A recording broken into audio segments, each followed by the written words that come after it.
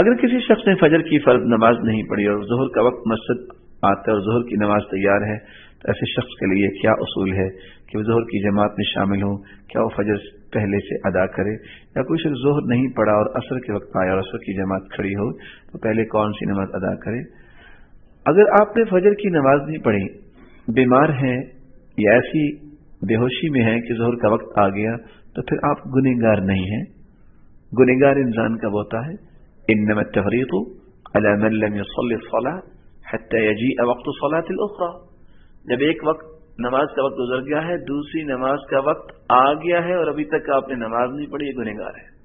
اگر تو آپ بیماری کی کیفیت میں تھے یا ایسی کیفیت میں کہ آپ کو پتہ ہی نہیں چلا اور آپ ظہر کے وقت آئے ہیں، نماز کھڑی ہونے میں وقت ہے تو پہلے فجر پڑھیں۔ اگر نماز کھڑی ہو گئی ہے تو آپ کو پہلے ظہر پڑھنی چاہیے۔ کیوں پہلے ظہر پڑھنی چاہیے؟ فجر تو ہو گئی تھی قضا، ظہر کی ہو رہی ہے ادا، جو ادا ہو رہی ہے اس کو تو پڑھ لیں، اس کے بعد فجر پڑھ لیجیے۔ کچھ کہتے ہیں نہیں، ترتیب کا خیال رکھیں، آپ کو پہلے فجر پڑھنی چاہیے۔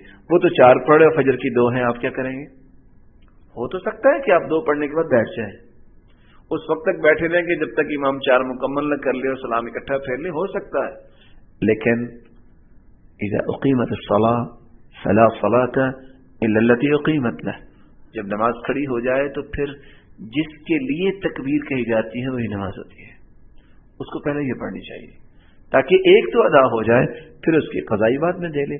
ہاں اگر پہلے موقع ہے تو پہلے فجر کی پڑھ لے، اس عصر سے پہلے موقع ہے تو پہلے ظہر کی پڑھ لے۔